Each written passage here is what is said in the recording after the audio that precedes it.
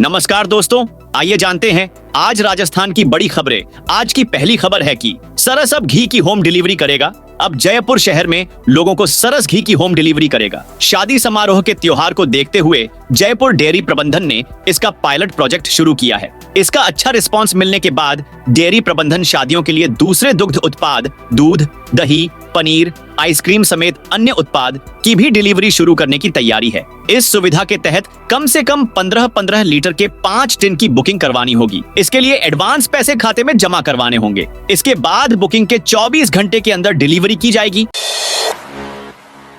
गाय को राज्य माता घोषित करने की मांग। राजस्थान के कृषि मंत्री किरोड़ी लाल मीणा ने एक पत्र लिखकर गाय को राज्य माता घोषित करने की मांग की है। इसे लेकर कृषि मंत्री ने मुख्यमंत्री भजन लाल शर्मा को पत्र लिखा है। कृषि मंत्री मीणा ने पत्र में लिखा, समाचार पत्रों के माध्यम से ज्ञात हुआ है कि महाराष्ट्र सरकार ने देशी गायों को राज्य माता की उपाधि दी है। अपने पत्र में कृषि मंत्री ने बताया कि राजस्थान में दिन प्रतिदिन गायों की संख्या कम हो रही है। कृषि मंत्री ने मुख्यमंत्री के सामने सभी बिंदुओं को रखकर गौ माता को राज्य माता घोषित करने की मांग की है। विधायक धारीवाल और 3 पूर्व अफसरों को सुप्रीम कोर्ट से झटका। सुप्रीम कोर्ट से कांग्रेस विधायक शांति धारीवाल और जेडीए के 3 पूर्व अधिकारियों को झटका लगा है। सुप्रीम कोर्ट में जस्टिस सूर्यकांत और जस्टिस उज्जवल भुयान की बेंच ने हाईकोर्ट के उन आदेशों को रद्द कर दिया है जिसमें एकल पट्टा प्रकरण में आपराधिक कार्रवाई को समाप्त कर दिया था। सुप्रीम कोर्ट ने हाईकोर्ट को मामले में फिर से सुनवाई करने निर्देश दिए हैं। सुप्रीम कोर्ट ने कहा है कि हाईकोर्ट 6 महीने में फिर से मामले की सुनवाई करके अपना फैसला दे। सफाई कर्मी भर्ती के लिए आवेदन की डेट बढ़ाई सरकार की ओर से। प्रदेश में 23,820 पदों पर निकाली सफाई कर्मचारी भर्ती के लिए अभ्यर्थी अब 20 नवंबर तक ऑनलाइन आवेदन कर सकेंगे। डीएलएबी ने आवेदन की तिथि में बढ़ोतरी कर दी है। पहले आवेदन की अंतिम तिथि 6 नवंबर रखी थी, लेकिन अनुभव प्रमाण पत्र जारी नहीं हाईने की वजह करीब 10,000 आवेदन ही आए थे।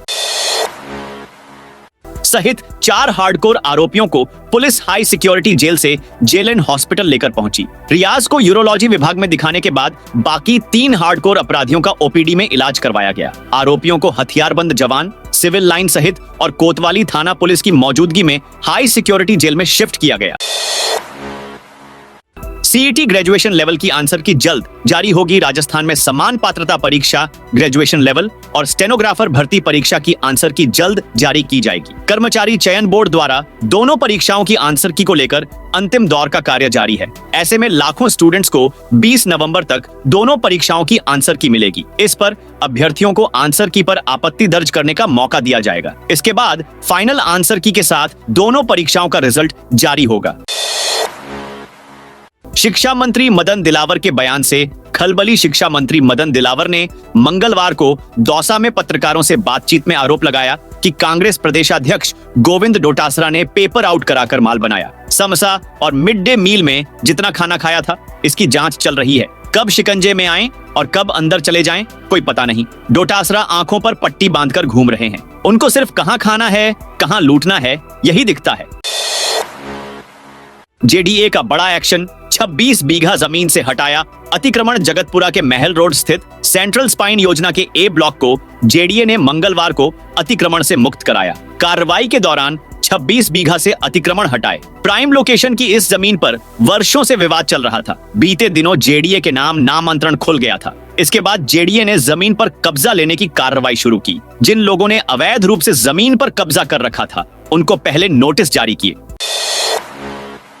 बाड़मेर में सड़क पर कचरा फैलाने और फेंकने पर जुर्माना। नवो बाड़मेर अभियान में बाड़मेर शहर में सफाई करवाने के साथ निगरानी भी रखी जा रही है। कचरा फैलाने वालों के खिलाफ कार्रवाई करते हुए, चालान काटते हुए जुर्माना वसूल किया जा रहा है। प्रशासन की अलग अलग टीमें लगातार पूरे शहर में कार्रवाई को अंजाम दे रही है। अभियान के तहत प्रशासनिक अधिकारियों ने मंगलवार सुबह सब्जी मंडी, स्टेशन रोड, भीतरी क्षेत्र के बाजार समेत विभिन्न स्थानों पर कचरा फैलाने एवं वाहनों को नो पार्किंग एरिया में खड़े करने पर 19 चालान काटे गए। साथ ही संबंधित व्यक्तियों से 1900 रुपए जुर्माना वसूला गया। यह कार्रवाई टीमें लगातार जारी रखेंगी।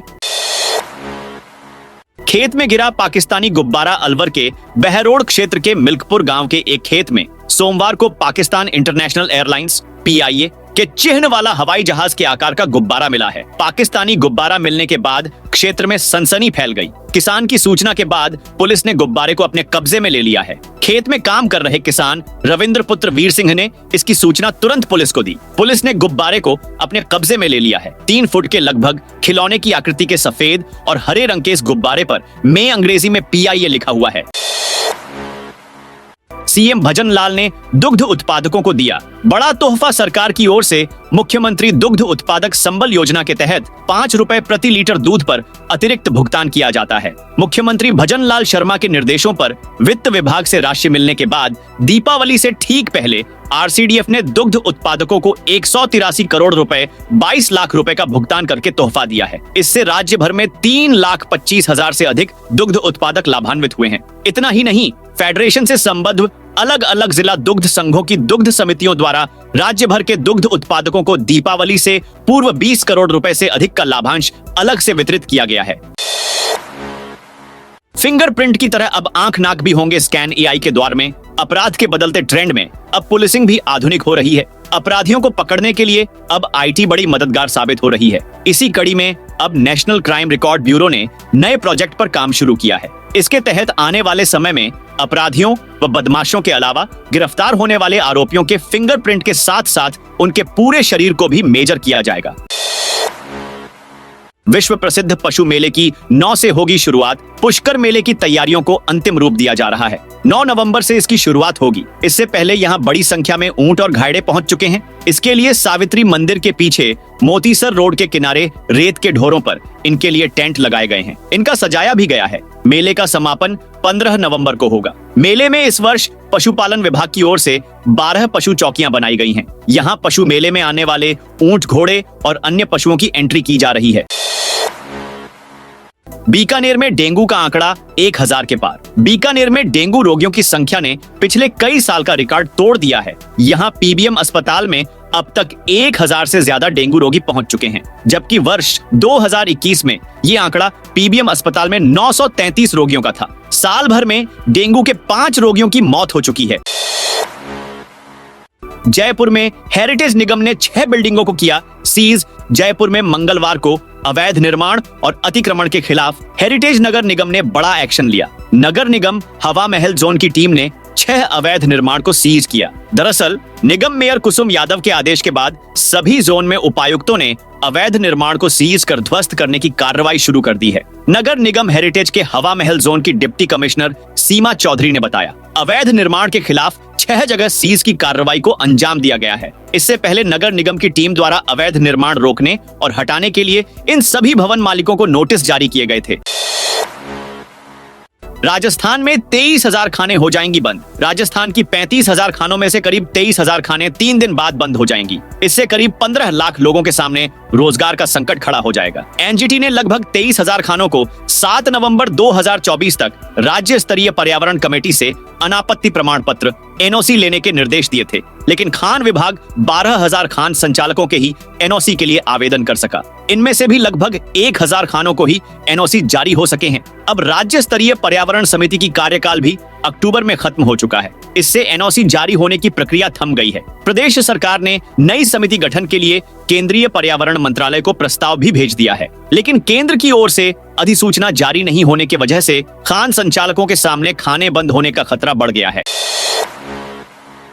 15 लाख में बने फर्जी सर्टिफिकेट जल जीवन मिशन JJM में हुए करीब 900 करोड़ के घोटाले को लेकर एंटी करप्शन ब्यूरो ACB ने पूर्व मंत्री महेश जोशी समेत 22 लोगों के खिलाफ FIR दर्ज की है। इस मामले में ACB की टीम को सबसे बड़ी और पहली लीड एक प्राइवेट ऑफिस सहायक मुकेश पाठक से मिली थी। मुकेश से पूछताछ में सामने आया कि firm members Shri Ganpati tubewell के प्रोपराइटर महेश मित्तल और मेंबर्स श्री श्याम ट्यूबवेल के प्रोपराइटर पदमचंद जैन के लिए 15 लाख रुपए में इरकॉन इंटरनेशनल कंपनी के नाम से फर्जी सर्टिफिकेट बनाए गए थे। मुकेश पाठक ने ही PHED के सभी ऑफिस से भी इन फर्जी प्रमाण पत्रों के संबंध में सत्यापन के ईमेल का जवाब भी दिया। राजस्थान के माउंट आबू में पारा 11 डिग्री पर पहुंचा।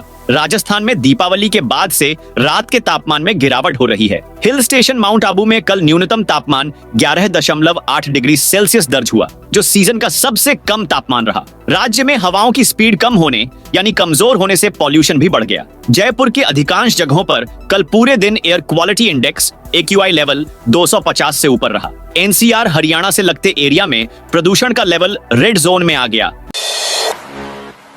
12-13 नवंबर को इलेक्ट्रॉनिक मीडिया में नहीं छपेंगे विज्ञापन देवली। उनियारा विधानसभा उपचुनाव 2024 के दौरान 13 नवंबर को मतदान दिवस होने के तहत 12 व 13 नवंबर को समाचार पत्रों में छपने वाले राजनैतिक दलों व उम्मीदवारों के विज्ञापनों का प्रकाशन अधिप्रमाणन के बाद ही किया जा सकेगा। वहीं इस स्थिति में इलेक्ट्रॉनिक मीडिया में विज्ञापन नहीं छपेंगे। इसको लेकर जिला निर्वाचन अधिकारी सौम्या झा ने भारत निर्वाचन आयोग के आदेशों की पालना करने के निर्देश दिए हैं।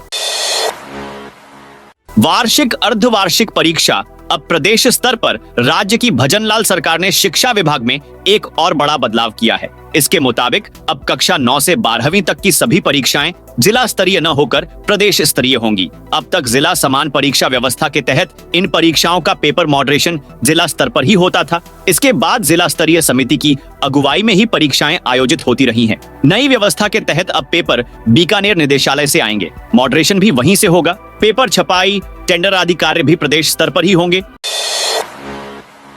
जयपुर से हर सप्ताह 11 इंटरनेशनल फ्लाइट्स का होगा संचालन। जयपुर एयरपोर्ट के विस्तार के साथ ही जयपुर एयरपोर्ट से संचालित इंटरनेशनल फ्लाइट की संख्या में भी बढ़ोतरी हुई है। अब तक जहां जयपुर इंटरनेशनल एयरपोर्ट से साप्ताहिक 6 फ्लाइट्स का संचालन किया जा रहा था, वहीं अब नवंबर के महीने से ही हर सप्ताह 11 international flight Jaipur international airport के टर्मिनल 1 से संचालित की जाएगी। ऐसे में राजस्थान से अबू धाबी, बैंकॉक और मस्कट जाने वाले यात्रियों को हर सप्ताह और ज्यादा फ्लाइट्स की सुविधा मिल सकेंगे। राजस्थान में 72,000 शिक्षकों की होगी भर्ती। वरिष्ठ अध्यापक से व्याख्याता पद पर पदोन्नति शिक्षा विभाग के बाद अब RPSSC की ढिलाई में अटक गई है। लंबी जद्दोजहद के बाद निदेशालय द्वारा DPC की सिफारिश वाली फाइल का RPSSC ने 1 महीने बाद भी अनुमोदन नहीं किया है। ऐसे में वरिष्ठ अध्यापकों के साथ तृतीय श्रेणी शिक्षकों की DPC की उम्मीद भी अधर में अटक गई है। जबकि यदि सरकार की मंशा हो तो वरिष्ठ अध्यापकों व तृतीय श्रेणी शिक्षकों की DPC कर सरकार हजारों शिक्षकों को पदोन्नति का तोहफा देने के साथ 40,000 तृतीय श्रेणी शिक्षकों के इच्छित जगह पर तबादलों के साथ 72,000 पदों पर नई भर्ती की राह भी खोल सकती है। राजस्थान के इन जिलों की बदलेगी सीमा राजधानी जयपुर में एक नगर निगम की कवायद शुरू हो गई है। माना जा रहा है कि राज्य सरकार जयपुर सहित जोधपुर और कोटा में भी एक निगम बनाने की प्रक्रिया शुरू करेगी। इसके संकेत स्वायत्त शासन मंत्री झाबर सिंह खर्रा भी दे चुके हैं। दरअसल तीनों शहरों में एक निगम करने का भाजपा का चुनावी वादा भी था और 2 नगर निगम होने से भाजपा को राजनीतिक नुकसान भी हुआ है। तीनों शहरों में अगले वर्ष के अंत में जाकर बोर्ड का कार्यकाल पूरा होगा। रोडवेज बस में ऑनलाइन टिकट लेने वाले हो जाएं। सावधान, रोडवेज की बसों में ऑनलाइन टिकट बुकिंग होती है। इसमें सीट नंबर दिया जाता है, लेकिन बस में पहुंचने तक वह सीट खाली मिलेगी, इसकी कोई गारंटी नहीं है। इसका कारण है बस स्टैंड से रवाना होने के बाद कंडक्टर को सीट बुकिंग की जानकारी नहीं मिलना। वह रास्ते के गांवों व शहरों में बस में चढ़ने वालों को पोस्ट मशीन से टिकट तो काट कर दे देता है, यात्री को सीट पर बैठा देता है, लेकिन 2-3 स्टैंड के बाद किसी सीट पर ऑनलाइन बुकिंग वाला पहुंचता है तो पहले से सवार यात्री उठने से इनकार कर देते हैं। राजस्थान के सरकारी शिक्षकों ने CM भजनलाल को लिखा पत्र। राजस्थान शिक्षक संघ सियाराम के अतिरिक्त प्रदेश महामंत्री पवन शर्मा ने मुख्यमंत्री भजनलाल शर्मा को पत्र लिखकर राजस्थान सरकार के सभी चिकित्सा एवं प्रशिक्षण संस्थानों के MBBS, BDS एवं BMS पाठ्यक्रमों में राज्य के राजकीय विद्यालयों एवं महाविद्यालयों के 10+2 उत्तीर्ण छात्र छात्राओं के लिए 5% प्रवेश सीट आरक्षित कराने की बात कही है। इस मार्ग के लिए पहली बार चलेगी रोडवेज बस परिवहन निगम के सवाई माधोपुर आगार की ओर से देई, बूंदी से गोवर्धन धाम, उत्तर प्रदेश वाया गंगापुर सिटी, नादौती होते हुए नई रोडवेज बस सेवा संचालन के आदेश जारी किए हैं। बस का संचालन मंगलवार से होगा।